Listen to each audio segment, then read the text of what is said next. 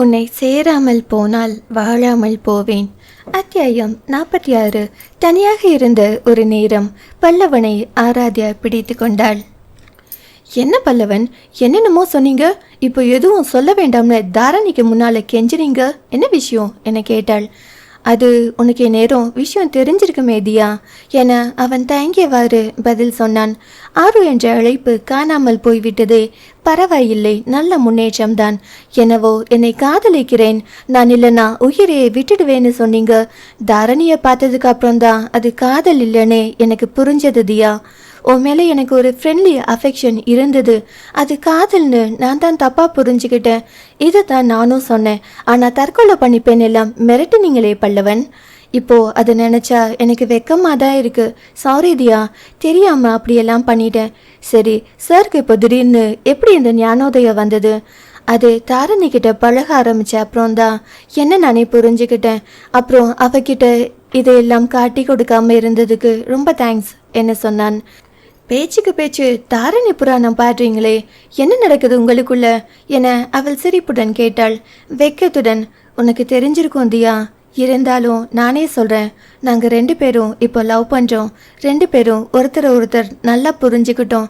இனி அவள் இல்லைனா எனக்கு எதுவுமே இல்லைங்கிற அளவுக்கு எனக்கு அவளை பிடிச்சிருக்கு என சொன்னான். என்ன பல்லவன், இதே டைலாக் என்கிட்டையும் சொன்ன மாதிரி இருந்துச்சு, அது மாதிரி இதுவும் கப்சாவா என நம்மட்ட சிரிப்புடன் கேட்டாள்.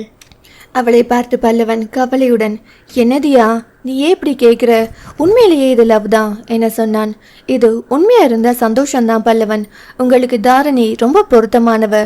அவ கொஞ்சம் முன்கோபி தான். அவகிட்ட அன்போடு இருந்தா நிச்சயம் சீக்கிரம் மாறிடுவா.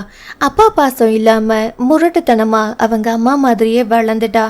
உள்ளுக்குள்ள அவ ஒரு ஆணோட அன்புக்கு ஏங்குறா.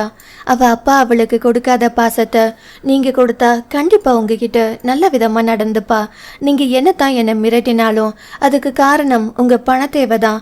மற்றபடி நீங்களும் எந்த பொண்ணுகிட்டையும் முரட்டுத்தனமா நடந்துக்கிற ஆள் இல்லை. அதனால தான் தாரணி உங்களுக்கு பொருத்தமானவன்னு சொன்னேன். நிச்சயம் அவளை நீங்க நல்லபடியா பார்த்துப்பீங்க. சீக்கிரம் தொழில் ஆரம்பிச்சு அதுல வெற்றி அடையவும் செய்வீங்க. உங்களோட தோழியா அது எனக்கு ரொம்பவே சந்தோஷம் என ஆராத்யா அவனை மனதார வாழ்த்தினாள். ஒரு நல்ல தோழியின் அன்பை புரிந்து கொள்ளாமல் தவறு செய்த தன்னை மன்னித்து விடும்படி பல்லவனும் மனதார அவளிடம் மன்னிப்பு வேண்டினான். அன்று அலுவலகம் முடிந்து வெளியே வந்த தீபிகாவையும் ஆராத்யாவையும் தீபிகாவின் அத்தை மகன் ரிதீஷ் தான் வரவேற்றான். வாசலிலேயே நின்று அவனை கண்டு தீபிகாவுக்கு எரிச்சலானது. ஆராத்யாவுக்கு அவன் யாரென்று தெரியவில்லை. தங்கள் முன்னால் வந்து நின்று அவனை யாரென்று புரியாமல் ஆராத்யா குழப்பமாக பார்க்க அவன் தன் கைகளை அவள் முன்னால் நீட்டி ஐ எம் ரிதீஷ் என அறிமுகப்படுத்தி கொண்டான். அவனுக்கு கை கொடுப்பதா வேண்டாமா என்ற யோசனையுடன் நின்றாலும் மரியாதையின் பொருட்டு தானும் கை குலுக்கியவள் ஐ எம் ஆராத்யா என்றாள். எனக்கு தெரியுமே என ரிதீஷ் குறும்புடன் புன்னகைதான். எப்படி என அவள் புரியாமல் பார்க்க, இவ்வளோ அழகா இருக்கீங்களே, அப்ப கண்டிப்பா நீங்க தான் ஆராத்யாவா இருக்கணும் என சொல்ல அவள் முறைத்தாள். சரி சரி, கோபப்படாதீங்க. அப்படியே தீபிகா மாதிரி உங்களுக்கும் கோபம் அதிகம் வருது. அவ தான் உங்களை பத்தி சொல்லியிருக்கா, நீங்க ரொம்ப அழகா இருப்பீங்கன்னு அடிக்கடி சொல்லுவா. அவ கூட வந்தீங்களே, அதான் பார்த்த உடனே தெரிஞ்சுக்கிட்டேன் என சொல்ல அவள் யோசனையாக பார்த்தாள். அப்படின்னா உங்களுக்கு தீபிகாவை தெரியுமா என கேட்டவள் அவளிடம் திரும்பி, யார் தீபி இது என கேட்டாள். தீபிகா பதில் சொல்லாமல் நிற்கவும் அவனே, நான் அவளோட அத்தை பையன், எங்கள் 2 பேருக்கும் சீக்கிரம் கல்யாணமாக போகுது என சொன்னான். அதிர்ச்சியுடன் தீபிகாவை பார்த்த ஆராத்யா, ஏன் தீபி என்கிட்ட சொல்லவே இல்லை என கேட்டாள். அவ இன்னும் கல்யாணத்துக்கு ஒத்துக்கல ஆராத்யா, ஆனால் எப்படியோ இன்னும் 2 மாசத்துல கல்யாணத்தை முடிக்கணும்னு வீட்டில் ரொம்ப தீவிரமாக இருக்காங்க. அங்கே வச்சு ஒன்றும் பேச முடியல, அதுதான் இவகிட்ட பேசிட்டு போகலாம்னு வந்தேன் என சொன்னான். அப்படின்னா நீங்க உங்களுக்கு ஓகேவா என ஆராத்யா தயக்கமாக ரிதீஷை பார்த்து கேட்டாள். எனக்கு விருப்பம்னு பெருசா ஒன்றும் கிடையாது தியா, ஆனால் இவளை பற்றி எனக்கு நல்லா தெரியும். அதோட எங்கூட அங்கேயே வேலை பார்த்தா எனக்கு உதவியாக இருக்கும், அதனால ஓகே சொன்னேன். இது என்ன நீங்கள் இப்படி சொல்கிறீங்க? விரும்பி பண்ணாத கல்யாணத்தில் என்ன நல்லது இருக்கும்? நீங்கள் சொல்கிறபடி அவள் வேலைக்கு போகிறது அவளோட விருப்பத்தில் இருந்தால் சந்தோஷம்தான். ஆனால் நீங்கள் ஏதோ ரூமை தேடுற மாதிரி இல்லை சொல்கிறீங்க. அப்படி சொல்ல முடியாது தியா. ஆனால் நாங்கள் இருக்க நாட்டில் பணம் ரொம்ப முக்கியம். அப்படி இருக்கும்போது அங்கே சும்மா போய் இருக்க முடியாது இல்லையா? அடுத்து ஏதோ சொல்ல வந்தவளை தீபிகா கையமர்த்தினாள். இப்போ என்ன வேணும் ரிதீஷ்? எதுக்காக என்னை பார்க்க வந்தீங்க? வீட்டில் தான் நம்ம அடிக்கடி பார்க்குறோம். அங்கேயே எதுவாக இருந்தாலும் பேச வேண்டியதானே. நீ தான் என்னை பார்த்தாலே விலகி போயிட்டு இருக்க. அத்தை மாமா இருக்காங்கன்னு உனக்கு தயக்கமாக இருக்கும். அதனால தான் இப்படி தனியாக மீட் பண்ணலாம்னு வந்தேன். என்ன சரிதான், எனக்கு உங்களை கல்யாணம் பண்ணிக்கிறதுல இன்ட்ரெஸ்ட் இல்லை ரிதீஷ். நான் இதை ஏற்கனவே சொல்லிட்டேனே. ஆனால் நீங்களும் அத்தையும் தான் பிடிவாதமாக இருக்கீங்க. உடனே இன்ட்ரெஸ்ட் வராது தீபி. கொஞ்ச நாள் ஆனால் உனக்கு கண்டிப்பாக என்னை பிடிச்சிடும். இந்திய கல்யாணம் எல்லாம் அப்படி தானே நடக்குது என ரிதீஷ் சொன்னான். இப்போ என்ன வேணும் ரிதீஷ்? என் கூட பீச் வரையிலும் வரணும். அதெல்லாம் முடியாது ரிதீஷ்.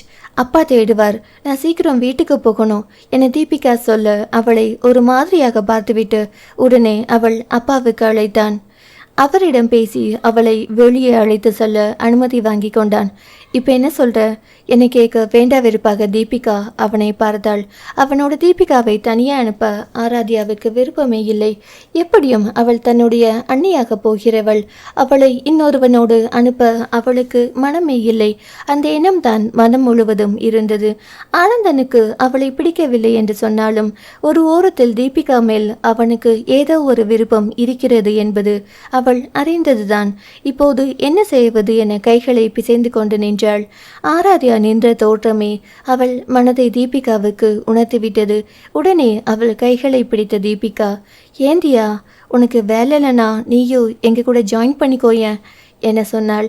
முகம் பிரகாசமாக, எனக்கு வேலை ஒன்றும் இல்லை தீபி, ஆனால் உங்கள் 2 பேருக்கும் நடுவில் நான் எதுக்கு இடைஞ்சலா என கேட்டாள். அதெல்லாம் ஒன்றும் நாங்கள் பர்சனலாக எதுவும் பேச போகிறதில்ல. இந்த கல்யாணத்தை பற்றி தான் அவர் ஏதாவது கேட்பார். நீ வா, நான் பார்த்துக்கிறேன் என தீபிகா சொன்னாள். தீபிகா அப்படி சொல்லிவிட ரிதீஷால் மறுத்து எதுவும் சொல்ல முடியவில்லை. அதுவும் தியா அழகாக வேறு இருந்தாளே. அதனால் அவனும் அவளை தங்களுடன் வருமாறு அழைத்தான். தீபிகாவை அங்கே வேலை செய்யும் ஒரு பெண்ணை அழைத்து பேசி கொண்டிருக்க தியாவும் ரிதீஷும் மட்டும் தனியே நின்றிருந்தனர். அப்போது அந்த பக்கமாக வந்த நித்யன் அவர்களை பார்க்க, இது யாரு? புதிதாக என்றபடி புருவம் சுருக்கி அவர்கள் இருவரையும் பார்த்துவிட்டு சென்றான். கடற்கரைக்கு சென்ற அந்த 2 மணி நேரமும் ரிதீஷ் தீபிகாவிடம் பேசினானே ஒழிய பார்வை முழுக்க ஆராத்யாவின் மேலேயே இருந்தது. அவளையும் அவள் வசதியையும் பற்றி தெரிந்த பிறகு சீனியில் மொய்த்த இரும்பாக என்ன விரட்டினாலும் மீண்டும் அவளை நோக்கியே அவன் எண்ணம் சென்று கொண்டிருந்தது. தீபிகாவும் ஆராத்யாவும் அவன் செயலில் எரிச்சலானார்கள். இன்று எப்படியும் அப்பாவிடம் பேசி இந்த கல்யாணத்தை நிறுத்தியே ஆக வேண்டும் என தீபிகா மனதிற்குள் முடிவெடுத்து கொண்டாள். இப்படிப்பட்ட ஒருவனுக்கு எதை பற்றியும் யோசிக்காமல் திருமணம் செய்ய நினைத்த தன் தந்தையை எண்ணி கோபம் வந்தது. எவ்வளவோ விஷயத்தில் அவளுக்காக யோசித்தாலும் திருமண விஷயத்தில் மற்ற பெற்றோர்களைப் போல தன் தந்தையும் கோட்டை விட்டு விட்டார் என்றுதான் தோன்றியது. தீபிகாவும் அழகிதான். திருமணம் செய்ய போகிறவள் அருகிலிருந்தும் இன்னொரு பெண்ணை பார்க்கிறவன் வெளிநாட்டில் எத்தனை ஒழுக்கமாக இருந்திருப்பான் என்ற கேள்வி அவளுக்குள் உதித்தது. ஒன்றும் பேசாமல் முகம் இருக அலைகளின் ஓரமாக நடக்கும் தீபிகாவின் அருகில் சென்ற ஆராத்யா அவள் கையை பற்றினாள். ஏன் தீபி, நீ உறுதியா மறுத்து எதுவும் சொல்லாம இருக்க? அண்ணன் கிட்ட இதை பத்தி பேசினியா இல்லையா? எங்கடி, அவர் தான் என்கிட்ட சரியாவே பேச மாட்டேங்கிறாரே. எப்போ நேரில் பார்த்தாலும் கேலி கிண்டல்னு அப்படியே பேசிட்டு போயிடுறார். இவ்வளோ தீவிரமாக உங்கள் வீட்டில் கல்யாணம் ஏற்பாடு பண்ணுறாங்கன்னு முன்னாடியே என்கிட்ட சொல்லியிருக்கலாம்ல. சரி, போனது போகட்டும், அண்ணன்கிட்ட இனியாவது பேசிடி. நான் என்ன மாட்டேன்னா சொல்கிறேன். அவர் தான் எங்கே கூப்பிட்டாலும் வேலை இருக்குது அது இருக்குன்னு எஸ்கேப் ஆகிடுறார். சரி, அண்ணனை கூட்டிகிட்டு வர வேண்டியது என் வேலை. அதுக்கப்புறம் நீ தான் பேசணும், ஓகேவா என ஆராத்யா கேட்க தீபிகா புன்னகையுடன் அவளை அணைத்து கொண்டாள். ரொம்ப தேங்க்ஸ் டி. இந்த தடவை உங்கள் அண்ணன் மட்டும் மாட்டேன்னு சொல்லட்டும், அவரை என்ன பண்ணுறேன்னு பாரு. ஏண்டி இப்படி? எனக்கு இருக்கிறது ஒரே அண்ணன், கோபத்தில் ஏதாவது பண்ணிடாதடி. Wait and watch. சரி சரி, 2 பேரும் சேர்ந்து ஒரு நல்ல முடிவாக எடுத்தா சரிதான். உன்னை தவிர வேற ஒருத்தி எனக்கு அண்ணியாக வர நான் ஒத்துக்கவே மாட்டேன். அதுக்காக தான் இதெல்லாம் செய்கிறேன் என சொல்ல மீண்டும் அவளை அணைத்து கொண்ட தீபிகா, ஹே அந்த எருமை வருதுடி, அப்புறமா பேசுவோம், இல்லைனா வீட்டில் போய் போட்டு கொடுத்துடும் என சொல்ல ஆராத்யாவும் தலையசைத்து கொண்டாள். அதன் பிறகு அண்ணனிடம் விஷயத்தை சொல்லாமல் வெளியில் போக வேண்டும் என்று சொல்ல அவன் வேலை இருக்கிறது அது இது என பிகு செய்துவிட்டு 2 நாட்களுக்கு பிறகு ஒரு நாளை குறிப்பிட்டு அன்று வருவதாக சொல்லியிருந்தான். தீபிகாவிடம் சொல்லி தயார்படுத்த நினைத்தால் தினமும் இப்போதெல்லாம் ரிதீஷ் வந்து அவளை அழைத்து சென்று கொண்டிருந்தான். அதனால் அவனை தவிர்த்துவிட்டு எப்படி வருவது என அவளுக்கு தெரியவில்லை. சரி தீபி, நான் ஒன்று பண்ணுறேன், அன்றைக்கி நம்ம வெளியில் போகிறதா சொல்லி அவனையும் அழைச்சிக்கிட்டு வந்துடு, நான் அண்ணனையும் அங்கே வர சொல்லிடுறேன். அண்ணன் வந்ததும் நீ ஏதாவது சொல்லிட்டு அங்கேருந்து போயிடு, நான் ரிதீஷ்கிட்ட பேச்சு கொடுத்துக்கிட்டு இருக்கேன், ஓகேவா என ஆராத்யா கேட்க வேறு வழி இல்லாததால் தீபிகாவும் சரி என்று சொன்னாள். அதை போலவே மறுநாள் போக வேண்டும் என்பதால் ரிதீஷிடம் நாளை நாங்கள் கடற்கரை போகிறோம், நீங்கள் வருகிறீர்களா என்று கேட்க அவன் எப்போதனை இருந்தவன் தானே, உடனே சம்மதமாக தலையசைத்தான். அண்ணனிடம் கடற்கரைக்கு வந்துவிடுமாறு சொல்லிவிட்டு இருவரும் ரிதீஷின் காரில் கடற்கரைக்கு கிளம்ப அப்போதுதான் வெளியிலிருந்து ஆபீஸுக்குள் நுழைந்த நித்யன் அவர்களை கவனித்தான். இது யார், இவனுடன் தினமும் பேசிக் கொண்டிருக்கிறாளே என யோசித்தவன் நொடியும் தாமதிக்காமல் காரில் அவர்களை பின்தொடர ஆரம்பித்தான். கடற்கரையில் சென்று கார் நின்றதும் காரிலிருந்து இறங்கிய அவர்கள் ஆனந்த நின்றதை கண்டு கொண்டார்கள். ஆராத்யா தீபிகாவிடம் கண்ணை காட்டி, நீ ஏதோ வாங்கணும்னு சொன்னியேடி, நாங்கள் 2 பேரும் பேசிக்கிட்டு இருக்கோம், நீ சீக்கிரம் போயிட்டு வந்துடு என சொல்ல அவளும் இப்போ வந்துடுறேன் என்று சொல்லிவிட்டு அங்கிருந்து நகர்ந்தாள். தீபிகாவை தேடி ரிதீஷ் சென்றுவிடக்கூடாது என்பதால் ஆராத்யா எப்போதும் போல அவனிடம் கடுகடுக்காமல் அவன் சொல்வதை புன்னகை முகமாகவே கேட்டுக்கொண்டிருந்தாள். அவனும் உலகத்து அறிவெல்லாம் தனக்கு தான் இருக்கிறது என்பதை போல வெளிநாட்டில் தான் பார்த்து வியந்த விஷயங்களை ஆர்வமுடன் சொல்லிக் கொண்டிருந்தான். கடற்கரைக்கு வந்து காரை நிறுத்திய நித்யன் தூரத்திலேயே அவர்கள் இருவரும் புன்னகையுடன் பேசிக் கொண்டிருப்பதை கண்டு கொண்டான். யார் இவன், யாரிடம் இவள் இப்படி சிரித்து பேசிக் கொண்டிருக்கிறாள்? புதிதாக எனக்கென்ற வில்லன்கள் எங்கிருந்துதான் உழைக்கிறார்களோ? அவளது மனதில் என்ன இருக்கிறது என்பதை அறிந்தால் கூட அவனுக்கு சந்தேகம் வராது. ஆனால் அவள் மனதை பற்றியும் தெரியாமல் தவிப்பாக இருந்தது. இருவரையும் கோபத்துடன் முறைத்துவிட்டு வீட்டொன்று காரை எடுத்துக்கொண்டு மனம் போன போக்கில் சுற்றத் தொடங்கினான். அத்தியாயம் 47. ஆராத்யாவை பீச்சில் பார்த்ததிலிருந்து குத்தல் சொல்லாலேயே நித்யன் அவளை ஒரு வழி செய்து கொண்டிருந்தான். ரிதீஷோடு அவள் பேசியதால் மட்டும் அவன் கோபப்படவில்லை. அவள் தன்னோடு பேசாமல் தவிர்த்ததுதான் அவன் கோபத்திற்கு முதல் காரணம். நன்றாக பேசி பழகியவள் திடீரென தன்னை தவிர்க்க அதன் காரணம் புரியாமல் அவன் தான் திண்டாடுகிறான். என்னவென்று சொன்னாலும் சேர்ந்து சமாளிக்கலாம் என்றால் அதையும் சொல்லாமல் தனக்குள்ளேயே மறுகுகிறாள். ஏதோ காரணம் இருக்கிறது என அவனுக்கும் புரிந்தாலும் அவளோடு பேசாமல் எதையோ இழந்தது போல் அளவாயிருக்கிறாள். எதற்காக அவன் இப்படி பேசுகிறான் என புரியாமல் சில நேரங்களில் ஆராத்யாவுக்கு கண்களில் கண்ணீர் வந்துவிடும். அதை அடக்க பெரும் பாடுபட்டு போவாள். அவளது கண்ணீர் கண்டு சில நேரங்களில் அடங்கி போகும் நித்யனும் மீண்டும் அவள் ரிதீஷுடன் பேசும்போது எரிமலையாய் குமரி விடுவான். இன்றும் அப்படிதான். அவனிடம் திட்டு வாங்கி கொண்டு சோர்வுடன் வெளியே வந்த ஆராத்யாவை தீபிகா எதிர்கொண்டாள். என்னடி, ஏன் இப்படி இருக்க? நித்யன் ஏதாவது சொன்னானா என கேட்டாள். அவர் எதுவும் சொல்லாமல் இருந்தால் தாண்டி ஆச்சரியம். திடீர்னு ஏன் இப்படி நடந்துக்கிறாருன்னு தெரியல. கொஞ்ச நாளை என்கிட்ட இருந்து மொத்தமாக விலகி போகிறாரோன்னு கஷ்டமாக இருந்துச்சு. இப்போ என்னன்னா கூப்பிட்டு வச்சு வார்த்தையாலேயே என்னை கடிச்சு கொதறிடுறாரு. அவருக்கு என்ன ஆகுதுன்னே புரிய மாட்டேங்குது என ஆராத்யா கவலைப்பட்டாள். அவன்கிட்ட பேசி பார்க்க வாடி என தீபிகா கேட்க ஆராத்யா வேகமாக வேண்டாம் என தலையசைத்தாள். இது ஆஃபீஸ் சம்மந்தப்பட்ட பிரச்சனைடி. இதில் உன்னை இழுத்து அவருக்கு இன்னும் கோபம்தான் அதிகமாகும். நான் பார்த்துக்கிறேன். அவர் ஆரம்பத்தில் கோவப்படுவார், அப்புறம் அவரே சமாதானமாகிடுவார். விடு. அப்புறம் அண்ணன் கூட பேசினியா? என்ன ஆச்சு என கேட்டாள். அன்று நேரமாகி விட்டதால் தீபிகாவுடன் பேச முடியாமல் இருவரும் கிளம்பிவிட்டனர். அதன் பிறகு கேட்டபோதும் தீபிகா சரியாக பதில் சொல்லவில்லை. அண்ணனிடமும் அப்படிதான். அவன் ஏதோ யோசனையிலேயே இருந்தது போல தெரிந்தது. ஆனந்தன் அன்று கடற்கரையில் தீபிகாவை பார்த்தபோது முதலில் ஆச்சரியப்பட்டான். பிறகு, இது உன் வேலைதானா? அதானே. திடீர்னு தியா என்னை வெளியில் போகணும்னு கூப்பிட்டப்பவே சந்தேகப்பட்டேன். எனக்கு எவ்வளோ வேலை இருக்குது தெரியுமா? அவள் கூப்பிட்டான்னு ஏதோ முக்கியமான விஷயம் ஒன்று வந்தேன் என்னை தீபிகாவிடம் கோவப்பட்டான். நானும் முக்கியமான விஷயமா தான் உங்களை பார்க்க வந்தேன். எனக்கு மட்டும் வேலை வெட்டி இல்லையா என அவளும் பதிலுக்கு கோபமாக முறைத்தாள். சரி, இப்போ என்ன விஷயம்னு சொல்லு. சண்டை போட எல்லாம் நேரம் இல்லை என்றான். பிறகு மெல்ல தீபிகா வீட்டில் மாப்பிள்ளையை பார்த்திருக்கும் விஷயத்தையும் அத்தை மகன்தான் மாப்பிள்ளை என்பதையும் தினமும் அவன் வந்து தொல்லை செய்வதையும் சொன்னாள். அவள் சொல்ல சொல்ல ஆனந்தனுக்கு முகம் மாறி போனது. பிறகு இயல்பாக முகத்தை வைத்து கொண்டு, இப்போ நான் என்ன செய்யணும்? எதுக்காக என்கிட்ட இதையெல்லாம் சொல்கிற என கேட்டான். நான் எதுக்காக உங்ககிட்ட சொல்கிறேன்னு உங்களுக்கு தெரியாதா நந்து? இன்னும் எத்தனை நாளைக்கு இப்படியே நடிச்சிட்டு இருக்க போகிறீங்க? இனிமேல் நான் எங்கள் வீட்டில் நம்ம விஷயத்தை சொல்லாமல் தள்ளி போட முடியாது. ஆனால் அதுக்கு முன்னாடி நீங்கள் என்கிட்ட இன்னும் வெளிப்படையாக எதுவும் பேசலை. அதுக்காக தான் உங்களை கூப்பிட்டேன் என்ன சொன்னாள். இதில் வெளிப்படையாக பேச என்ன இருக்குது? அதுதான் என் முடிவை நான் முன்னாடியே சொல்லிட்டேனே. என்னை கிண்டலாய் பேச ஆரம்பித்த ஆனந்தன் அவள் கண்கள் கலங்கி கண்ணீர் வருவதை பார்த்ததும், சரி ஒரு 10 days டைம் கொடு என்ன சொன்னான். எதுக்கு டைம் என அவள் புரியாமல் கேட்க, அதை அப்புறம் சொல்கிறேன். வேறு ஒன்றும் இல்லை, நான் கிளம்புறேன். எனக்கு 7 மணிக்கு ஒரு முக்கியமான மீட்டிங் இருக்குது என்ன சொன்னான். அவன் விடைபெறும் சமயம் தீபிகா அவனை அணைத்து விடுவித்தவள் பாய் என்றபடி அங்கிருந்து ஓடிவிட முதலில் முறைத்த ஆனந்தனும் பிறகு சிரித்து கொண்டு அங்கிருந்து நகர்ந்தான். யார் பார்க்கக்கூடாது என்று அவ்வளவு நேரம் அவன் அறுவைகளை எல்லாம் தாங்கி கொண்டு ஆராத்யா நின்றிருந்தாலோ அந்த ரிதீஷ் அவர்கள் இருவரையும் பார்த்துவிட, அதுவும் கடைசியாக அவனை அணைத்து விடுவித்ததை பார்த்துவிட ஐயோ என்றானது.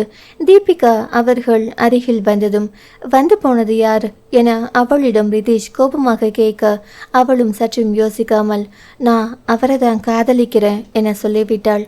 அவன் யார் என்று தெரிந்து கொண்டதும் ரிதீஷ் இருவரையும் முறைத்துவிட்டு வேகமாக அங்கிருந்து சென்று விட்டான். ஆராத்யாவுக்கு உள்ளுக்குள் பக்கென்றிருந்தது. வீட்டுக்கு போய் சொல்லிவிட்டாள். என்ன செய்வது? என்றைக்கானாலும் தெரிய வேண்டியதுதான். ஆனால் இவன் போய் விஷயத்தை வேறு மாதிரி சொன்னால் அது பிரச்சனையாகத்தானே முடியும். நேரம் வேறு ஆகிவிடவும் உடனே தீபிகாவை வீட்டுக்கு கிளம்ப சொல்லி என்ன ஆகிறது என சென்று பார்க்க சொன்னாள். அவளும் நிலைமை புரிந்து உடனே கிளம்பி விட்டாள். ஆனால் அவர்கள் நினைத்த மாதிரி ரிதீஷ் வீட்டில் சென்று எதுவும் சொல்லவில்லை. ரிதீஷ் ஏதாவது சொல்லிவிடுவானோ என தீபிகா அந்த கவலையிலேயே இருந்ததால் அன்று அண்ணனிடம் என்ன பேசினாள் என்று அவளை தோண்டி துருவவில்லை. இதில் நித்யன் பிரச்சனை வேறு, அதனால்தான் என்று கேட்க அவள் இப்போதுதான் நடந்ததை சொன்னாள். அண்ணன் சொல்லிட்டான்ல, இனிமே கவலைப்படாத, கண்டிப்பா அவன் பார்த்துப்பான் என ஆராத்யா நம்பிக்கையாக சொன்னாள். என்ன பார்த்துப்பாரோ போடி, அவர்கிட்ட இருந்து காதலிக்கிறேன்னு ஒரு வார்த்தை வாங்குறதுக்குள்ள நான் படாத பாடு படணும் போல இருக்கு என்ன சலிப்பாக சொன்னாள். நான் எங்கள் அண்ணன் எல்லாரும் அபூர்வ பிறவிடி, அவ்வளவு சீக்கிரம் எங்கள் வாயிலிருந்து அந்த வார்த்தை வரணும்னா நீங்கள் கொடுத்து வச்சிருக்கணும் என கிண்டல் செய்ய தீபிகா அவளை முறைத்தாள். அது என்னவோ வாஸ்தவந்தான். உங்கள் 2 பேரையும் வச்சுக்கிட்டு நாங்கள் படுற பாடு எங்களுக்கு தான் தெரியும்.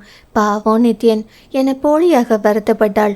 இதெல்லாம் நீங்கள் வாங்கிட்டு வந்த வரோம், இல்லைனா தேடி தேடி எங்ககிட்ட வந்து விழுவீங்களா? ஆனால் நித்யனை மட்டும் இந்த லிஸ்ட்டில் சேர்க்காத, அவர்கிட்ட நான் தான் படாத பாடுபடுறேன் என பெருமூச்சு விட்டாள். ஆராத்யா பேசி கொண்டிருந்த போதே நித்யனிடம் இருந்து அவளுக்கு அழைப்பு வர தீபிகாவை பாவமாக ஒரு பார்வை பார்த்துவிட்டு அடுத்து என்ன செய்ய காத்திருக்கிறாரோ என்ற எண்ணத்துடனேயே உள்ளே நுழைந்தாள். நினைத்த மாதிரியே அவள் கொடுத்த ஃபைலில் ஏதோ புழை நேர்ந்து விட்டதாக அவளை திட்டி தீர்த்தான்.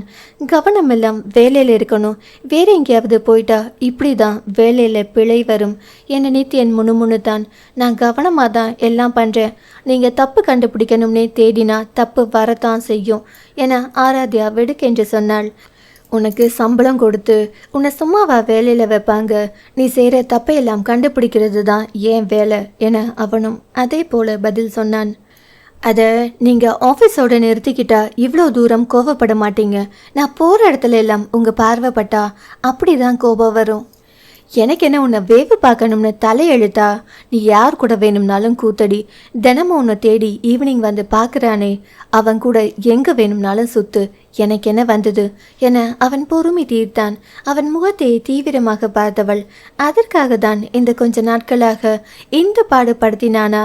அடப்பாவி, இதை என்னிடம் இல்லை தீபிகாவிடம் கேட்டிருந்தாலும் சொல்லியிருப்போமே. அவள் தீவிரமான பார்வையில் ஏதோ மனதுக்குள் ஒரு மாதிரியாக இருந்தாலும், நான் என்ன பொய்யா சொன்ன என அலட்சியமாக தோலை குலுக்கி விட்டு கொண்டான். அவனும் அவன் மூஞ்சியும் இவளுக்குன்னு எங்கேருந்து தான் வந்து சேர்றானுங்களோ என கடுப்புடன் தனக்குள்ளேயே முணுமுணுத்து கொண்டான்.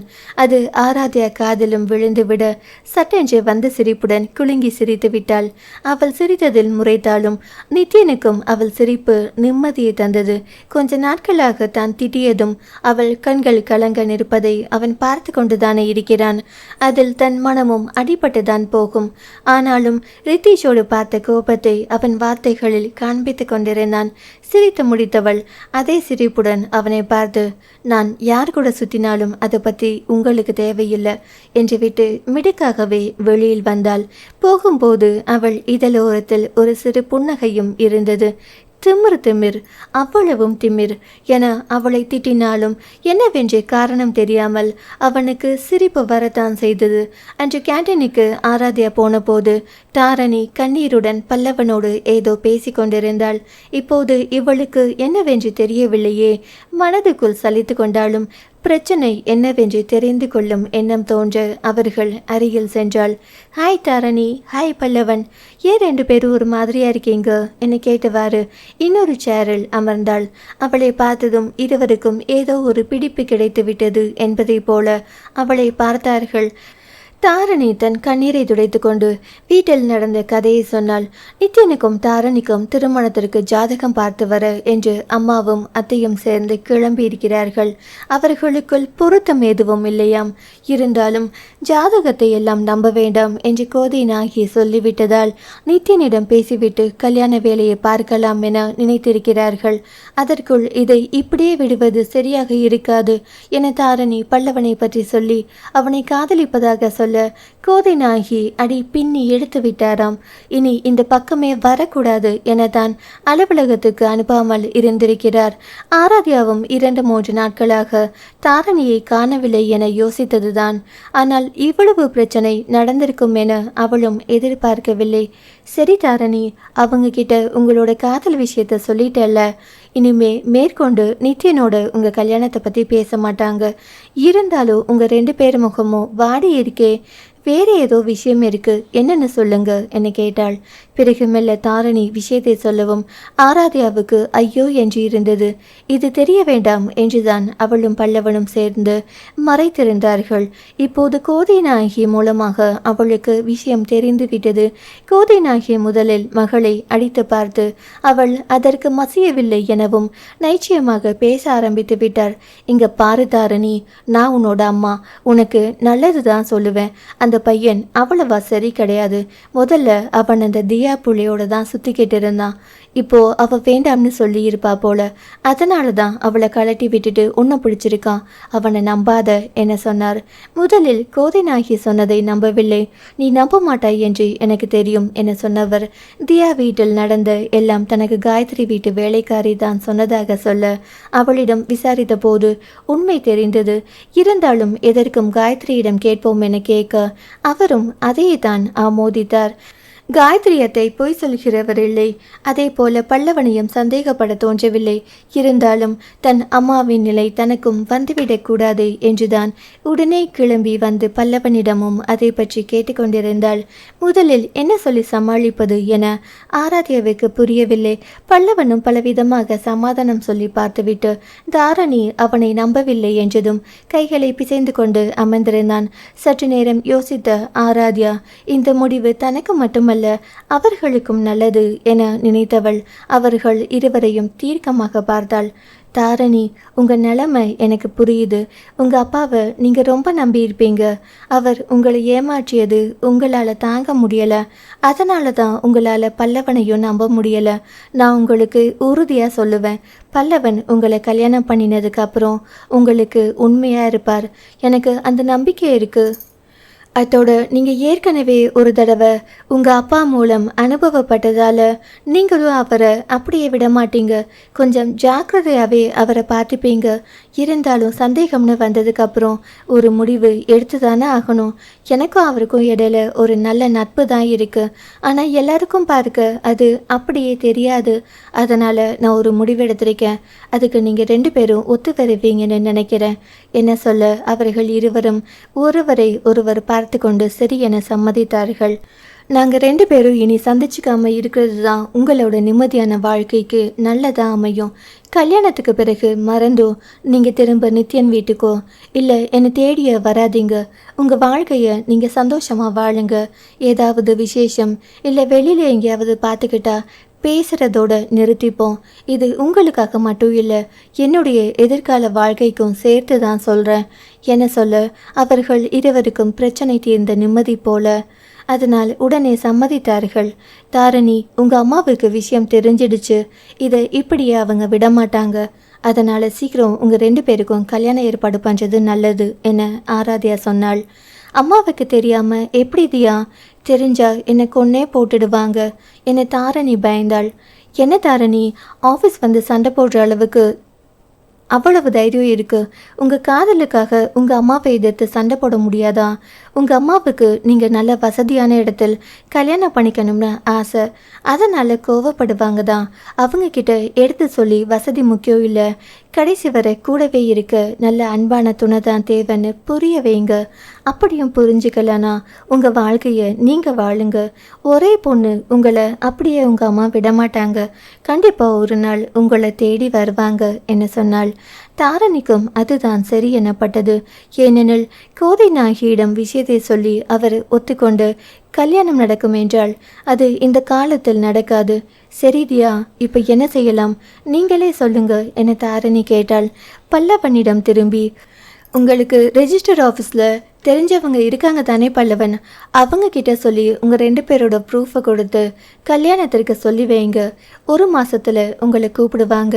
இல்லையா, அது வரையிலும் வேறு யாருக்கும் விஷயம் தெரியாமல் பார்த்துக்கோங்க என ஆராத்யா சொன்னாள். எவ்வளவு சுலபமாக தங்கள் பிரச்சனையை தீர்த்து வைக்கிறாள் என இருவரும் நன்றியோடு பார்த்தார்கள்.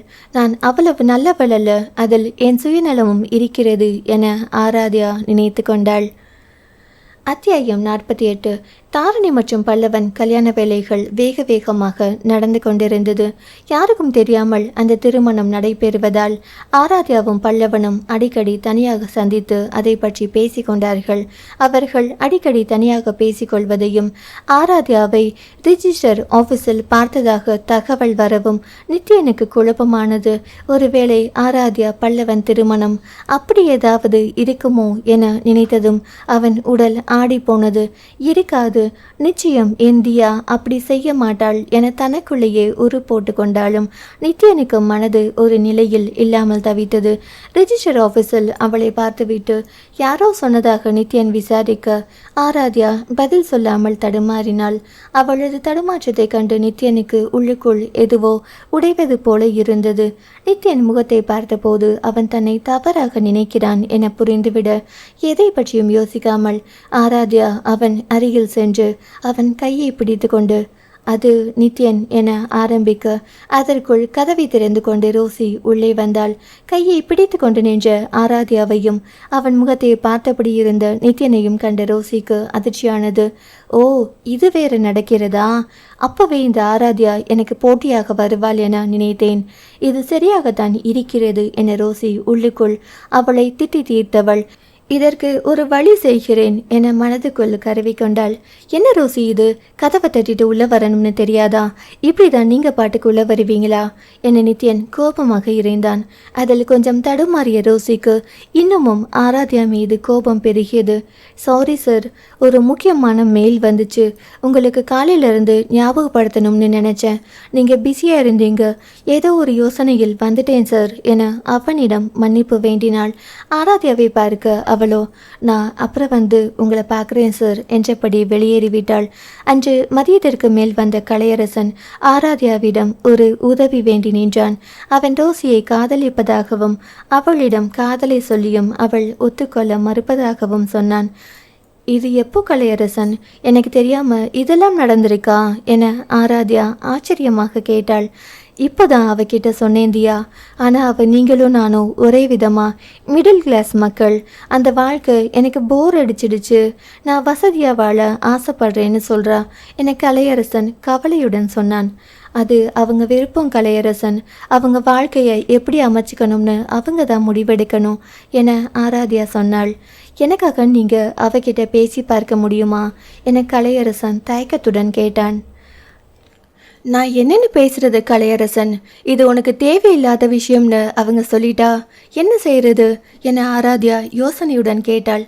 கலையரசனுக்கும் அது புரிந்திருக்கும் போல. புரியுதுதியா, எங்கள் வீட்டில் பொண்ணு பார்க்க ஆரம்பிச்சிட்டாங்க, இவளை மனசில் நினச்சிட்டு இன்னொரு பொண்ணை கல்யாணம் பண்ணிக்க எனக்கு மனசு வரலை.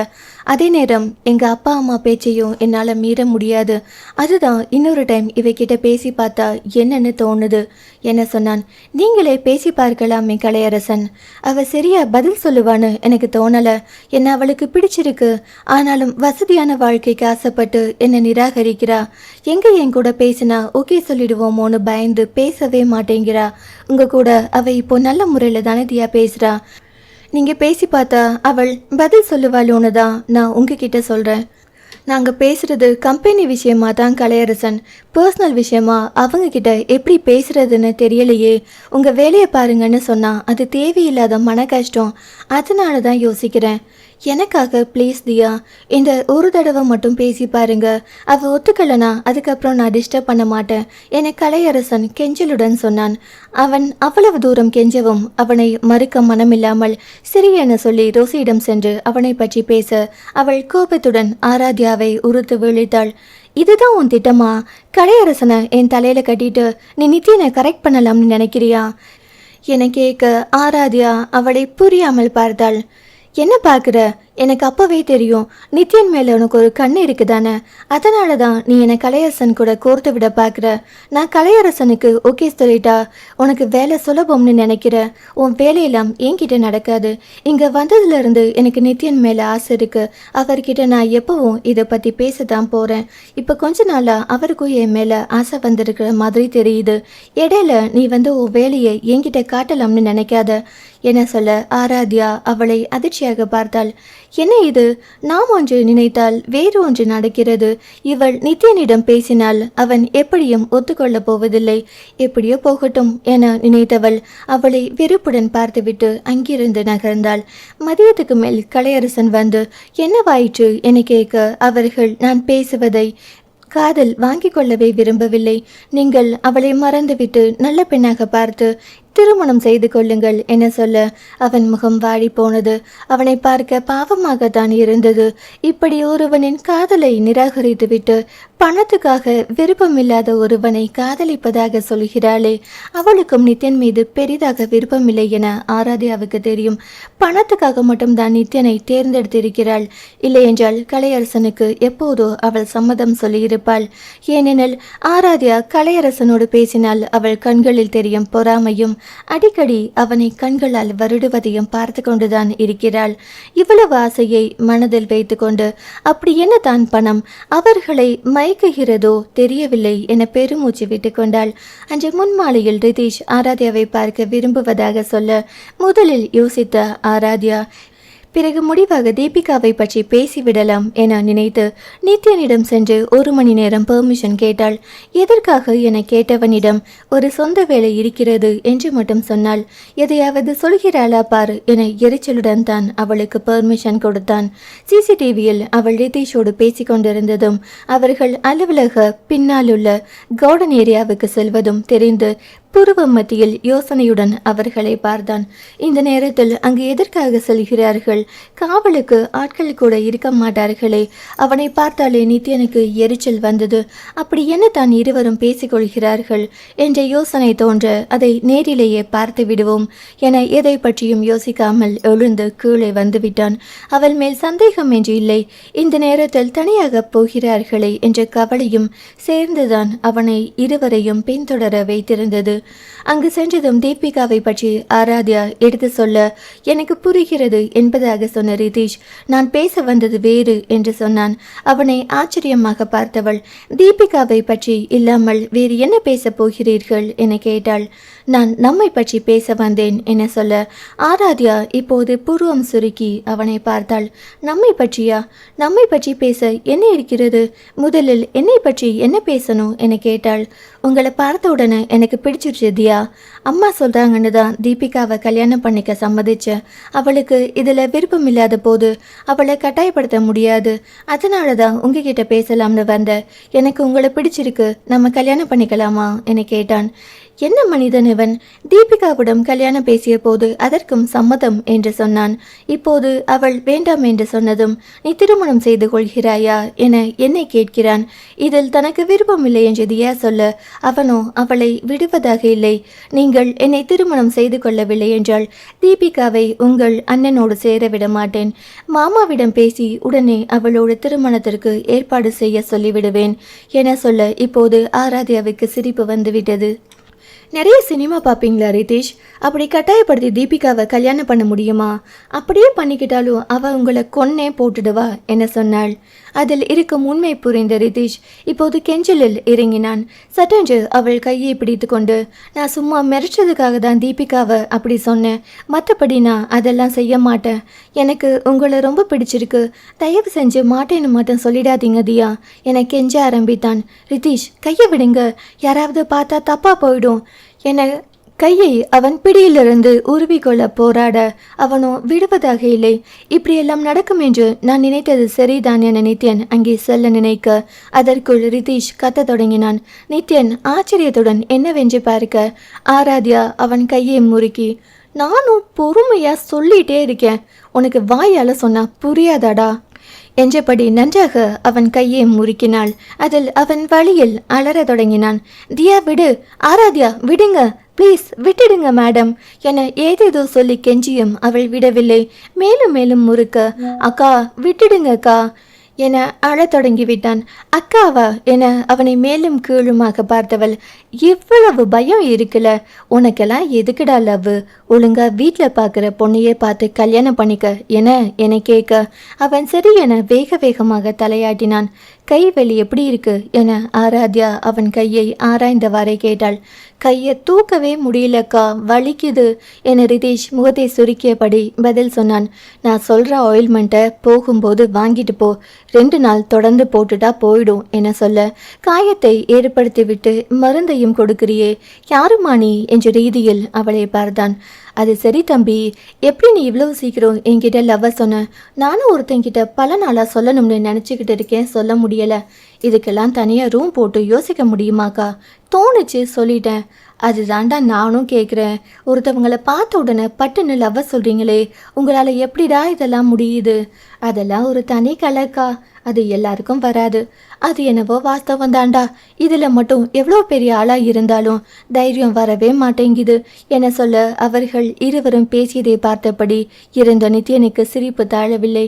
வாயை மூடிக்கொண்டு மறைந்து நின்று சிரித்து கொண்டிருந்தான். என்னவோ நடக்கும் என நான் கற்பனை செய்து கொண்டு வந்தால் இங்கே வேறு என்னவோ நடக்கிறதே என சிரித்து விட்டான். மீண்டும் அவர்களை எட்டி பார்க்க அது சரி, நீ காதலிக்கிற அந்த அதிர்ஷ்டசாலி யாரு என ரிதீஷ் கேட்க, நித்யனும் அவள் என்ன பதில் சொல்வாள் என காதை தீட்டி வைத்து காத்து கொண்டிருந்தான். அவள் பதில் சொல்வாளா? அதுவும் அவனிடம். ஒருவேளை சொல்லவில்லை என்றால் என்ன செய்வது? இதயம் வேகமாக துடித்து கொண்டிருந்தது. திடீரென்று அடைப்பு ஏற்படுவது போல நெஞ்சு வலிக்க வேறு செய்தது. அதை தடவை விட்டு கொண்டான். அவள் தன் மனதுக்கு பிடிக்காத எதையாவது சொல்லிவிட்டாள். நிச்சயம் வெடித்து விடுமோ என்னும் அளவுக்கு இதயம் வேகமாக துடித்து கொண்டிருந்தது. இது என்ன அவஸ்தை என அவனால் புரிந்து கொள்ள முடியவில்லை. இங்கிருந்து போகவும் அவனால் முடியவில்லை. அவள் பதிலை தெரிந்து கொள்ளும் ஆர்வம் இருந்தது. அதே நேரம் அவள் வேறு யாரையாவது சொல்லிவிட்டாள். நிச்சயம் அவன் உடைந்து போவான். அதிலும் சந்தேகமில்லை. தனக்கு என்ன நடக்கிறது என்பதை மட்டும் நெஞ்சை கைகளால் நீவி விட்டு கொண்டே சுகவீனமாக அவர்களை பார்த்தான். அவன் நினைத்த மாதிரியே ஆராத்யா, நான் இன்னும் அவன்கிட்டே சொல்லலை, உன்கிட்ட சொல்லணுமா என கேட்டாள். சும்மா சொல்லுக்கா. நான் யார்கிட்ட சொல்ல போகிறேன்? எனக்கும் தெரிஞ்சுக்க ஆசை இருக்கும்ல, அதனால தான் கேட்டேன். ஆமாம், இப்போ நீ தெரிஞ்சுக்கிட்டு என்ன பண்ண போகிற? ஒன்றும் பண்ண போகிறதில்ல. நீ ஒருத்தனை நேசிக்கிறேன்னா அவன் கண்டிப்பாக உனக்கு பொருத்தமானவனாக தான் இருப்பான். அது யாருன்னு தெரிஞ்சுக்க ஆர்வம் தான், அதுக்காகத்தான் கேட்குறேன். இவனிடம் சொல்லலாமா வேண்டாமா என்ற ரீதியில் ஆராத்யா பார்த்து கொண்டிருக்க, அவள் சொல்லிவிடுவாளா சொல்ல வேண்டுமே என பதைப்புடன் நித்யன் பார்த்து கொண்டிருந்தான். அத்தியாயம் 49. ஆராத்யா சொல்லும் பதிலுக்காக ரிதீஷ் எவ்வளவு ஆர்வமாக காத்திருந்தானோ அதைவிட 100 மடங்கு ஆர்வத்துடனும் தவிப்புடனும் நித்யனும் காத்திருந்தான். உன்கிட்ட சொன்னா என்னன்னு தான் தோணுது. இன்னொரு பக்கம் உன்கிட்ட போய் எதுக்கு சொல்லணும்னு தோணுது. என்ன பண்ணலாம் என அவள் யோசனையுடன் தாடியில் கை வைத்து ஒற்றை விரலால் தட்டினாள். அக்கா, நீ பண்ணின பில்டப்புக்கு சொல்லத்தான் போறியோன்னு நினச்சேன். ஏன்கா இப்படி மொக்க பண்ணுற? இவ்வளவு நல்லா பேசுறியே என் தம்பி, அறந்து போன கம்பி. அப்புறம் ஏன் உன் புத்தி கோணலா வேலை பார்க்குது? அதெல்லாம் அப்பப்போ அப்படிதாங்க ஆகும். அப்படியேவா இருப்பாங்க? சரி, நீ விஷயத்துக்கு வாக்கா. ரொம்ப ஆர்வமாக தான் இருக்கிற. முதல்ல அவர்கிட்ட தான் விஷயத்த சொல்லணும்னு நினச்சேன். ஆனால் இப்போ சொல்லக்கூடிய சூழ்நிலை இல்லை. இன்னும் எவ்வளவு நாள் ஆகுமோ தெரியலை. அது வரையிலும் என் மனசுக்குள்ளேயே வச்சு சொல்லாமல் புழுங்கி செத்துடுவேன் போல இருக்கு. யார்கிட்டையாவது சொன்னால் தேவலாம்னு தோணும். ஆனால் யார்கிட்ட சொன்னாலும் அவர் காதுக்கு போயிடும். நான் தான் அவர்கிட்ட சொல்லணும். சொல்லும்போது அவர் கண்ணில் எனக்கான காதலை பார்க்கணும். அதுக்கு முதல்ல அவர் என்னை காதலிக்கிறாரான்னு தெரியணும். இப்போ நான் உன்கிட்ட சொல்ல போகிறதுக்கான காரணம் நீ யார்கிட்டையும் சொல்ல மாட்டேன்ற தைரியத்தில் தான் என்ன சொன்னவள் சில நிமிடம் நித்ய நினைவில் இன்பமாய் உள்ளுக்குள் தித்தித்து கொண்டிருந்தாள். நான் என் நித்யனை உயிருக்குயிரை காதலிக்கிறேன். அவர் இல்லைனா எனக்கு வாழ்க்கையே இல்லை. இந்த ஜென்மத்தில் எனக்கு கணவனாகவும் வாழ்க்கை முழுக்க என் துணையாகவும் வர அவருக்கு மட்டும்தான் முழு உரிமையும் இருக்கு என ஆராத்யா கண்கள் மின்ன சொல்லி கொண்டிருக்க ரிதீஷ் அவளை ஆச்சரியத்துடன் பார்த்து கொண்டிருந்தான். அந்த பக்கம் அதை கேட்டுக்கொண்டிருந்த நித்யன் மனதின் சுகமான பாரம் தாங்க முடியாமல் அப்படியே சுவரில் கண்மூடி சாய்ந்து கொண்டான். கண்களில் இருந்து வந்த கண்ணீர் தன் இத்தனை வருட காதல் கைகூடிய மகிழ்ச்சியில் அவனை அறியாமல் வந்து கொண்டிருந்தது. அங்கே பட்டாசு வெடிக்கவில்லை, பூக்கள் தூவவில்லை, மலைச்சாரல் அடிக்கவில்லை, குளுமையான ஏகாந்தம் இருக்கவில்லை. ஆனால் அத்தனையும் நித்யன் மனதுக்குள் நிகழ்ந்து கொண்டிருந்தது. கண்ணீர் நிற்காமல் வழிந்து கொண்டிருக்க மகிழ்ச்சியான புன்னகை இதழ்களில் தவழ்ந்து கொண்டிருந்தது. அவள் வாயால் இந்த வார்த்தைகளை கேட்க எத்தனை வருடங்கள் தவம் இருந்தேன். இப்போதும் அவள் என்னிடம் சொல்லவில்லைதான். ஆனால் அதெல்லாம் எனக்கானது எனும் போதே மகிழ்ச்சியில் வானத்தில் பறப்பது போல இருக்கிறது. எத்தனையோ வெற்றிகளை குவித்த போதும் வராத மகிழ்ச்சி இந்த ஒரு நாளில் இந்த நிமிடத்தில் அவனுக்கு வந்தது. போதும், இது போதும். என் உயிர் வாழும் கடைசி நிமிடங்கள் வரை இது போதும். இனி யார் கூட பேசினால் என்ன, சிரித்தால் என்ன, என் மனம் பொறாமையில் பொங்காது, வீண் பயம் இருக்காது. உன் காதல் எனக்கானது மட்டும்தான் என தெரிந்து விட்டது. அது மட்டுமே போதும் என நினைத்தவன் முகத்தை அழுந்து துடைத்து கொண்டு அவர்களை புன்னகையோடு பார்த்துவிட்டு என்றுமில்லாத மகிழ்ச்சியோடு துள்ளி குதித்தபடி அங்கிருந்து தனது அறைக்கு சென்றான். யாருக்கா இந்த கம்பெனி எம்டி நித்யன் சாரா? பரவாயில்ல, உனக்கு ஏதா ஆளாக தான் பிடிச்சிருக்கு. அது சரி, அவர்கிட்ட எப்போ உன் காதலை சொல்ல போற? அதுதான் தெரியலடா தம்பி. அவங்க அம்மா இந்த கல்யாணத்துக்கு ஒத்துக்க மாட்டாங்க போல இருக்கு. ஏற்கனவே அவர் கூட கல்யாணம் வேணாம்னு சொல்லி மறுத்திருக்கேன். இதையெல்லாம் தாண்டி அவர்கிட்ட பேச போகும்போது எனக்கு படபடப்பா இருக்கு. எப்படி சொல்றதுன்னு ஒரே பயமா இருக்கு. யாரு உனக்கு ஏங்கா அறியாத பிள்ளைன்னு என்கிட்ட கதையெல்லாம் விடுற? நீ முறுக்குல என் கையே உடஞ்சி தனியா தொங்குது. உனக்கு பயம் வேற இருக்கா? நீ தம்பிடா, அதனால உன்கிட்ட என் வீரத்தை காட்டலாம். ஆனா அவர் என் ஹீரோவாச்சே. சரிதான், நான் வாங்கி வந்த வரம் அப்படி. சரி, இப்போ நீ என்ன பண்ணலாம்னு இருக்க? அவர்கிட்ட எப்போ காதலை சொல்ல போற? அதுதாண்டா தெரியல. அவருக்கும் என் மேல காதல் இருக்கிற மாதிரி தான் தெரியுது. அப்படி நினச்சிக்கிட்டு பக்கத்தில் போகும்போது திட்டி விரட்டி விட்டுட்டார். அதனால சொல்லவே பயமா இருக்கு. அவர் மட்டும் என்ன வேண்டாம்னு சொல்லிட்டா என்னால் தாங்க முடியுமான்னு தெரியல. இவ்வளவு நேரம் சாதாரணமாக பேசிக்கொண்டிருந்தவளின் கண்கள் கலங்கி விட்டது. அவளை பார்த்தால் ரிதீஷுக்கு பாவமாக இருந்தது. என்னக்கா இவ்வளவு தைரியமா இருக்க? இந்த சின்ன விஷயத்துக்கு இப்படி பயப்படுற? உன்னை போய் பிடிக்கலன்னு யாராவது சொல்லுவாங்களா? எல்லாத்துக்கும் விதிவிலக்கு இருக்கே தம்பி. எல்லாருக்கும் எல்லாரையும் பிடிச்சிடாதே. சற்று நேரம் இருவரும் எதுவும் பேசாமல் இருக்க, பிறகு நித்யனை பற்றி தெரிந்து கொள்ள பேசுவது மாதிரி ரிதீஷ் பேச்சை மாற்றினான்.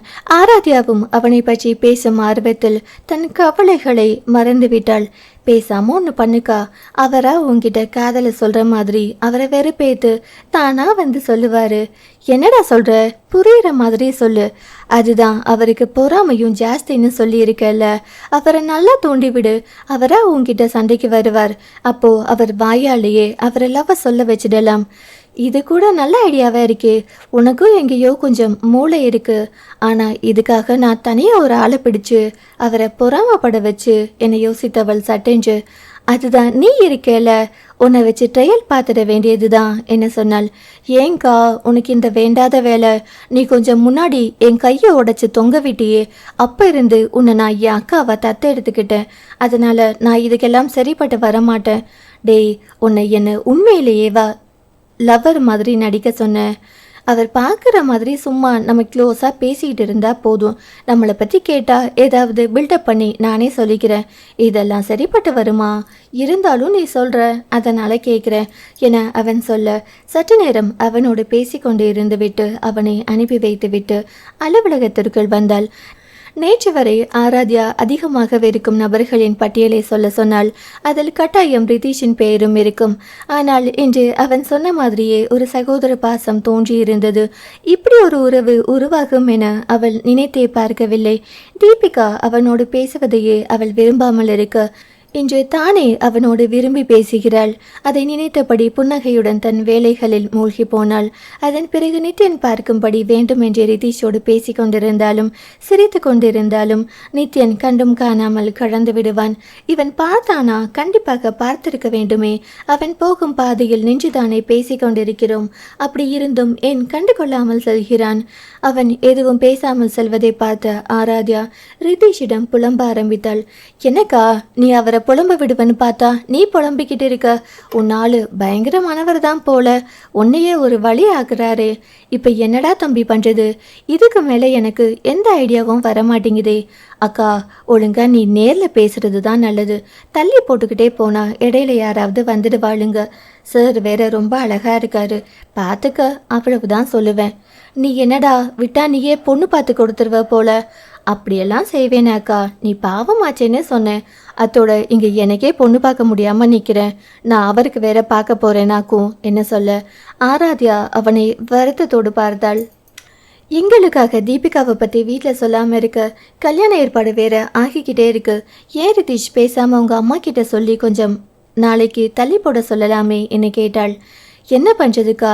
இதே தீபி மட்டும் இதை சொல்லியிருந்தா கண்டிப்பாக வீட்டில் சொல்லியிருப்பேன். உனக்காக தான் சொல்லாமல் இருக்கேன். அவளுக்கு கொஞ்சமாவது பொறுப்பு இருக்கா பாரு. கல்யாணம் வரையிலும் வந்துருச்சுன்னா நிறுத்துறது கஷ்டம். அவளுக்கு புரியவே மாட்டேங்குது. அவ என்னடா பண்ணுவா? எல்லாத்துக்கும் காரணம் என் அண்ணன் தான். அவன் தான் சரியா ஒரு பதில் சொல்ல மாட்டேங்கிறான். ஆனா அக்கா, ரொம்ப நாள் என்னால் இதை இப்படியே மெயின்டைன் பண்ண முடியாதுக்கா. அடுத்த தடவை அம்மா என்ன கேட்டா நான் சொல்ற மாதிரி தான் இருக்கும். எதுக்கும் தீபிகாவை தயாரா இருக்க சொல்லு என்ன சொன்னான். நீ சொல்றதும் சரிதான்டா. எவ்வளவு நாள் தான் தள்ளி போட முடியும்? அதோட நீ லீவில் வந்திருக்க. நீயும் கல்யாணம் பண்ணிக்கிட்டு ஊருக்கு வேற போகணும். உனக்கும் பொண்ணு பார்க்கணுமே. அதெல்லாம் எனக்கு நிறைய பொண்ணுங்க இருக்குக்கா. சீக்கிரம் பார்த்துடலாம், நீ கவலைப்படாத என சொல்லி சற்று நேரம் பேசி கொண்டிருந்து விட்டு அங்கிருந்து கிளம்பினான். ரித்தி சொல்வதை யோசித்து பார்த்தாள். அவன் சொல்லுகிற மாதிரி நேரடியாக நித்தியனிடம் பேசிவிட்டாள் என்ன? யோசிக்க யோசிக்க அதுதான் இப்போதைக்கு சரியான வழி என்று தோன்ற ஆரம்பித்தது. அவனிடம் தன் காதலை சொல்ல போவதை நினைத்து வெக்கம் வேறு பிடுங்கி தென்றது. அவனிடம் சொல்லி முடித்த பிறகு அவன் முகத்தில் தோன்றும் உணர்ச்சிகளை பார்க்க வேண்டும். ஏதேதோ இனிய கற்பனைகளோடு அவனோடு பேச வேண்டிய தருணத்திற்காக அவள் காத்திருக்க, ரோசி ஏதோ ஃபைலை எடுத்துக்கொண்டு உள்ளே சென்றாள். இவள் என்ன இப்போது உள்ளே செல்கிறாள்? இப்போதெல்லாம் ஆராத்யா தான் நித்யனுக்கு பிஏவாக இருந்து கொண்டிருக்கிறாள். கோபத்தில் சில நாட்கள் அவன் ரோசியை அழைத்திருந்தாலும் கோபம் போனதும் மீண்டும் ஆராத்யா தான் எல்லாம் பார்த்து கொண்டிருக்கிறாள். அதுவும் இப்போதெல்லாம் அடிக்கடி அவன் அறைக்கு அழைப்பதும் அவளை ஆள பார்ப்பதும் என்னவென்று ஆராத்யா புருவம் உயர்த்தினால் ஒன்றுமில்லை என்று புன்னகையோடு தலையசைப்பதும் ஆராத்யாவுக்கு ஒருவித பரவசத்தை கொண்டு வந்திருந்தது. இப்போது அவன் வேலைகள் எல்லாம் அவள் பொறுப்புதான். முக்கியமாக அவனிடம் காட்ட வேண்டிய எதுவாயிருந்தாலும் என்னிடம் தானே கொண்டு வர வேண்டும். இவளை நேரடியாக செல்கிற அளவுக்கு அப்படி என்ன இருக்கிறது? நானும் உள்ளே செல்ல வேண்டும். இப்போது சென்றாள். என்ன சொல்லி செல்ல முடியும்? யோசனையோடு பார்த்து கொண்டிருக்க தாரணி சாப்பாட்டு கூடையோடு வந்து கொண்டிருப்பது தெரிந்தது. இவள் தான் இன்றைக்கு நாம் உள்ளே போவதற்கான கருவி என நினைத்து கொண்டவள் புன்னகையுடன் ஹாய் தாரணி என சொல்ல, அவளும் பதிலுக்கு ஹாய் தியா என்றாள். என்ன தாரணி, இப்போல்லாம் ஆஃபீஸுக்கு உங்களை விட மாட்டேங்கிறாங்கன்னு சொன்னீங்க, இன்னைக்கு வந்திருக்கீங்க. நான் மட்டும் தனியாக வந்திருந்தா வச்சுக்க மாட்டாங்க, அம்மாவும் அத்தையும் கூட வந்திருக்காங்க என்று சொல்ல, ஐயோ எங்க என்றவாறு ஆராத்யா திரும்பி பார்த்தாள். தூரத்தில் அவர்கள் வருவது தெரிய, அப்படின்னா நீங்கள் போங்க தாரணி, நான் போய் என் கேபினில் உட்கார்றேன். நம்ம 2 பேரையும் சேர்ந்து பார்த்தா கண்டிப்பாக அவங்களுக்கு சந்தேகம் வந்துடும் என்ன சொல்ல, அவளும் சரி என தலையாட்டி விட்டு அங்கேயே நின்று கொண்டாள். அவர்கள் மூவரும் உள்ளே போவதை பார்த்த ஆராத்யாவுக்கு ஏதோ மனது கிடந்து அடித்து கொண்டது. சற்று நேரம் கூட அங்கே உட்கார முடியவில்லை. உடனே ஒரு ஃபைலை கையில் எடுத்துக்கொண்டு என்ன நினைத்தாலும் பரவாயில்லை என கதவை தட்டிவிட்டு உள்ளே நுழைந்தாள். அங்கே அவள் கண்ட காட்சியில் அதிர்ச்சியின் உச்சத்திற்கே சென்றாள். அத்தியாயம் 50. நித்யன் அறையின் உள்ளே சென்று பார்த்த ஆராத்யா அதிர்ந்து போனாள். நித்யனை ரோசி அணைத்தபடி நிற்க அவன் அவளை உதறி தள்ள முயல, அவளோ இன்னும் நெருக்கமாக அவனை அணைக்க பார்த்தாள். கதவை திறந்து கொண்டு உள்ளே வந்த ஆராத்யாவை பார்த்தவன் அப்படியே அதிர்ந்து நின்று விட்டான். இதுதான் சாக்கென்று ரோசியும் நன்றாக அவனை அணைத்து கொண்டு கீழ்கண்ணால் ஆராத்யாவை பார்த்தாள். ஏற்கனவே அந்த கொடுமையை பார்த்து கொண்டிருந்த காயத்ரி, கோதை நாயகி, தாரணி மூவரும் அப்போதுதான் அதிர்ச்சியில் இருந்து விலகினர். ஆராத்யாவை கண்டதும் வந்த கோபத்தில் நித்யன் வேகமாக ரோசியை உதறி தள்ள அவள் கீழே விழுந்து பிறகு கோபமாக எழுந்து நின்றாள். ஏன் இப்படி பண்றீங்க நித்யன்? என் கூட ஆசையோடு பழகிட்டு இப்போ என்னை விட அழகா அவளை பார்த்ததும் என்னை உதறி தள்ளுறீங்களா என ஆராத்யாவை பார்த்தபடி கேட்டாள். ரோசி பேசியதை கேட்ட கோதை நாயகி ஆவேசத்துடன், ஐயோ ஐயோ ஐயோ, இந்த கொடுமையை எங்கேயாவது நடக்குமா? கடவுளே, உனக்கு கண் இருக்கா? உன் பையன் சொக்க தங்கம் ஊரிலேயே இல்லாத ஒழுக்கமானவன்னு சொன்னியே, இதுதானா காயத்ரி என அவர் கத்த தொடங்கினார். காயத்ரி அவமானத்தில் கூனி குறுகி நின்றார். அவரால் ஒன்றும் பேச முடியவில்லை. கண்ணுக்கு முன்னாலேயே மகன் செய்த காரியத்தை பார்த்துவிட்டு அவரால் என்ன சொல்ல முடியும்? மகனை அவர் வெறுப்போடு பார்க்க நித்யனோ தன் அன்னையே தன்னை நம்பவில்லையே என முகமிருக நின்று கொண்டிருந்தான். ஒரு வார்த்தை பேசவில்லை. நித்யன் ரோசி சொன்னதை ஆதரிக்கவும் இல்லை, மறுத்தும் பேசவில்லை. ஆராத்யாவை நிமிர்ந்து பார்க்கவே அவனுக்கு தைரியம் இல்லை. அவளும் தன்னை சந்தேகத்தோடு பார்த்துவிட்டாள். அதை தன்னால் தாங்கவே முடியாது. இந்த மேனாமினிக்கு இப்படியெல்லாம் ஏதாவது செய்வான்னு எனக்கு அப்பவே தெரியும். அத்தை, அதனால தான் அன்னைக்கு ஆஃபீஸ்லேயே இவளை திட்டிவிட்டேன். ஆனால் அத்தை அவகிட்டக்கவே என்னை நெருங்க விடாமல் சத்தம் போட்டு அனுப்பிட்டார். இப்போ பார்த்தீங்களா, நான் நினச்சது தான் நடந்திருக்கு. இவளை 4 அறை விட்டா எல்லாம் சரியாக போகும் என கோதை நாயகிக்கு மேல் தாரணி கத்த தொடங்கினாள். இன்னும் கொஞ்ச நேரம் இருந்தால் கண்டிப்பாக அலுவலகத்தில் எல்லாம் கூடி விடுவார்கள். இவர்கள் கத்தியே ஒன்றுமில்லாத விஷயத்தை பெரிதாக்கி விடுவார்கள் போல. ஒருவேளை அதற்காகத்தான் சரியாக ரோசி இவர்கள் வரும்போது இந்த வேலையை செய்தாலோ என ஆராத்யா அவளை சந்தேகமாக பார்த்தாள். அலுவலகத்தில் இருக்கும் மற்றவர்களுக்கு மட்டும் விஷயம் தெரிந்தால் நித்யனுக்கு எவ்வளவு பெரிய அவமானமாய் போய் முடியும். அதை நித்யனும் நினைத்து பார்த்திருப்பான் போல. முகம் கண்ட அவமான உணர்வில் எங்கேயோ வெறித்து பார்த்தபடி நின்றான். இவ்வளவு நடந்தும் கூட யாருக்கும் எந்த விளக்கமும் கூற அவனுக்கு தோன்றவில்லை. ரோசியின் பார்வை மட்டும் அடிக்கடி ஆராத்யா மேல் பட்டு மீண்டு கொண்டிருந்தது. அவளை மட்டும் சொல்லி என்னடி ஆக போகுது? இவன் கொடுக்குற இடம்தான். எப்படி அவ திமிரா நிற்கிறா பாத்தியா? இதோ இவளை ஒழிச்சு கட்டியாச்சுன்னு நிம்மதியா இருந்தேன். புற்றீசல் மாதிரி ஒவ்வொருத்தியால கிளம்பி வராளுங்க. இவனை கட்டிக்கிட்டா டெய்லி எவ வந்து கொத்திட்டு போவாளோன்னு பயந்துக்கிட்டே இருக்கணும். ஏற்கனவே என் புருஷனை நம்பி நான் நட்டாத்துல இருக்கிறது பத்தாதுன்னு உன்னையும் அதே போல நட்டாத்துல இறக்க பார்த்தேனே என கோதை நாயகி ஓவென்று ஒப்பாரி வைக்க தொடங்கிவிட்டார். அலுவலகத்தில் நின்று இது என்ன என நினைத்த காயத்ரி, அண்ணி எதுவா இருந்தாலும் வீட்டில் போய் பேசிக்கலாம், இங்க கத்தி கூப்பாடு போடாதீங்க என சொன்னார். ஏண்டி அம்மா சொல்ல மாட்ட? நீ இதுவும் சொல்லுவ இன்னமும் சொல்லுவ. நீ கேட்ட உடனே என் ஒரே பொண்ணை தூக்கி கொடுக்க நின்னே இல்லையா? அதனால சொல்லுவ. பெரிய ஒழுக்கமான பிள்ளைய பெத்து வச்சிருக்க மாதிரி பேச வந்துட்டு ஊரில் உள்ள அயோக்கியத்தனம் எல்லாம் பண்ணிட்டு என் பொண்ணை கல்யாணம் பண்ணிக்க வருவான். பொறுக்கி பயலுக்கு ஏன் பொண்ணு என பேசிக்கொண்டே சென்றவரை போதும் நிறுத்துங்க என ஆராத்யாவின் அழுத்தமான குரல் இடைமறித்தது. இன்னும் ஒரு வார்த்தை பேசினீங்க உங்களுக்கு மரியாதை இருக்காது என கண்களில் கனலுடன் உரிமையவளை பார்த்த அவர் மட்டுமல்ல எல்லோருமே அரண்டு போகினர். ஏனெனில் அவளது முகத்தில் அத்தனை உக்கிரம், அத்தோடு அவள் தோற்றத்தில் எல்லோருமே கொஞ்சம் கலவரத்தோடு தான் அவளை பார்த்தனர். அதிலும் ரோசிக்கு சொல்லவே வேண்டாம், பயத்துடன் அவளை பார்த்தாள். ஆனால் இவ்வளவு நாட்கள் தான் என்ன பேசினாலும் வாங்கி கொண்டு கிடந்தவள் இப்போது தன்னையே எதிர்த்து பேசுகிறாளே என நினைத்த கோதை நாயகி, என்னடி என்னையே எதிர்த்து பேசுறியா? உனக்கு அவ்வளவு திமிரா என கத்தினார். இப்ப நீங்க வாயை மூடலனா செக்யூரிட்டியை கூப்பிட்டு உங்களை வெளியே தள்ள சொல்லுவேன் என ஆராத்யா அதிரடியாக சொல்ல அவள் பார்வை கண்டிப்பாக செய்வேன் என்பதாக இருக்க கோதை நாயகி கப்பென்று வாயை மூடிக்கொண்டார். ஆராத்யா அவர்களை தள்ளிக்கொண்டு ரோசி அருகே சென்று நின்றவள், மரியாதையா இங்க என்ன நடந்துச்சுன்னு சொல்லு என கேட்க அவள் மௌனம் சாதித்தாள். வந்த கோபத்தில் அவளுக்கு 2 கன்னங்களிலும் 2 அறைகளை பரிசாக தர அவள் கண்களில் இருந்து கண்ணீர் வழிய ஆரம்பித்தது. நீ சொல்லலனாலும் இங்க என்ன நடந்திருக்கும்னு எனக்கு தெரியும். நிச்சயம் அவர் மேல ஒரு தப்பு இருக்காது. நீ யார் சொல்லிட்டா உனக்கு நல்லது, இல்லைனா போலீஸை கூப்பிட்டு உள்ள தள்ளுவேன் என ஆராத்யா கோபத்தோடு அவளை பார்த்தாள். அவள் போலீஸ் செஞ்சதும் ரோசி தைரியம் வர பெற்றவளாய், கூப்பிட தாராளமா போலீஸை கூப்பிட்டா இவரை தான் உள்ள தள்ளுவாங்க. இவர் என்னை காதலிப்பதா சொல்லி ஆசை காட்டி உன்னை பார்த்ததும் என்னை கழட்டி விட பார்க்கிறார். நானும் போலீஸ் வந்ததும் எல்லாம் சொல்றேன் என சொன்னாள். இந்த ரூம்குள்ள சிசிடிவி கேமரா இருக்கு, உனக்கு தெரியும் தானே ரோசி? அதெல்லாம் ஆஃப்ல இருக்கு. ஓ, அதெல்லாம் பிளான் பண்ணி தான் வந்திருக்கு. அப்போ என்னை பற்றியும் யோசிச்சு பார்த்துருக்கணும் இல்லையா? நீ சிஸ்டம்ல அதை ஆஃப் பண்ணிட்டா என்னால் அதை ஆன் பண்ண முடியாதா? அதோட இங்கே ஒரு சிசிடிவி கேமரா தான் இருக்குன்னு யாரு சொன்னா? எப்பவும் வேலையாளுங்களுக்கு தெரிஞ்சது ஒரு கேமரா தான். நித்யன் கிட்ட தனியா பிரைவேட் கேமரா இருக்கு. இப்ப சொல்லு, போலீஸை கூப்பிடவா என கேட்க ரோசி மிரண்டு விழித்தாள். இதற்கு மேல் தப்பிக்க முடியாது என புரிந்து கொண்ட ரோசி ஆராத்யாவின் கிடுக்குப்பிடி கேள்விகளுக்கு பின் ஒரு வழியாக தன் தவறை ஒத்துக்கொண்டாள். எனக்கு ரொம்ப நாளாவே இவர் மேல ஆசை இருக்குதியா. உன்னை பார்த்ததும் இவர் மனசு மாறிட்டாரோன்னு கோபத்துல தான் இப்படி பண்ணிட்டேன் என்று சொல்லி தலை குனிந்தாள். என்னது பொய் சொன்னியா? உனக்கு எவ்வளவு தைரியம் இருக்கணும்டி? எங்க வீட்டு மவராசம் மேல பழி போட பார்த்திருக்கியே என ரோசியிடம் வரப்பாய்ந்த கோதை நாயகியை ஆராத்யா தடுத்து நிறுத்தினாள்.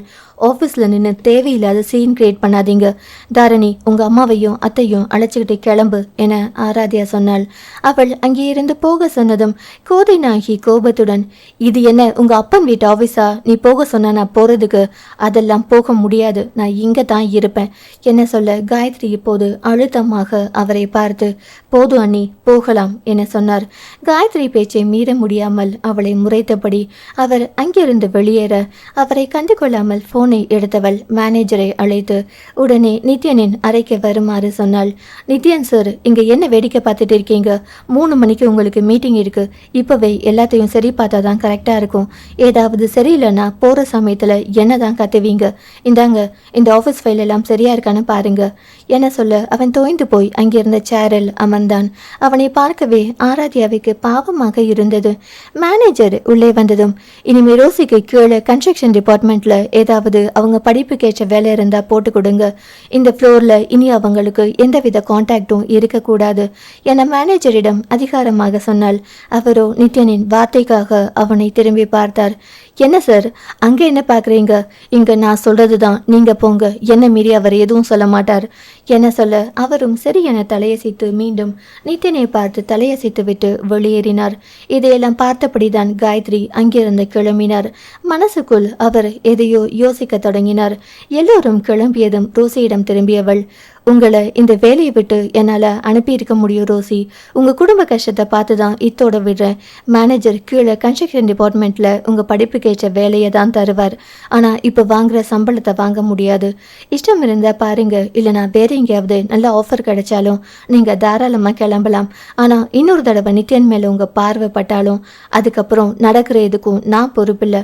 அதை ஞாபகத்தில் வச்சுக்கோங்க. இப்போ கிளம்புங்க என ஆராத்யா சொல்ல அவள் வேகமாக அங்கிருந்து நகர அவளை நிறுத்தியவள், உங்களுக்கு ஒரு ஃப்ரீ அட்வைஸ் சொல்லவா? கலையரசன் உங்களை உண்மையா விரும்புகிறார். முடிஞ்சா அவர் காதலை ஏற்றுக்கிட்டு அவருக்கு உண்மையா இருக்க பாருங்க. எனக்கு தெரிஞ்சு அவர் கூட உங்க வாழ்க்கை நல்லபடியா தான் இருக்கும் என சொல்ல அவள் கண்ணீருடன் தலையாட்டியபடி அந்த அறையை விட்டு வெளியேறினாள். நித்யன் ஃபைலை கைகளில் வைத்துக்கொண்டு ஏதோ யோசனையில் தளர்ந்து போய் அமர்ந்திருக்கவும் ஆராத்யா அவனிடம், சார், யோசனையை விட்டுட்டு முதல்ல இந்த ஃபைலை பாருங்க. மதியம் நாம மீட்டிங் போகணும். கன்ஸ்ட்ரக்ஷன் சைட்ல ஏதோ ப்ராப்ளம்னு சொல்லியிருந்தாங்க. அந்த லேபர்ஸ் பற்றின டீட்டெயில்ஸ் கேட்டிருந்தீங்க. நான் போய் அதை எடுத்துட்டு வரேன் என நகர போனவளை கையை பிடித்து நிறுத்தினான்.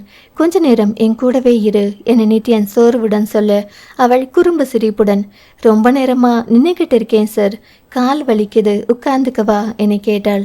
அவனும் அவள் குறும்பை புரிந்து கொள்ளாமல் சரி என தலையாட்ட அவன் கையில் இருந்த ஃபைலை வாங்கி டேபிளில் வைத்துவிட்டு அவன் மடியில் அமர்ந்து அவன் கழுத்தை கட்டி கொண்டாள்.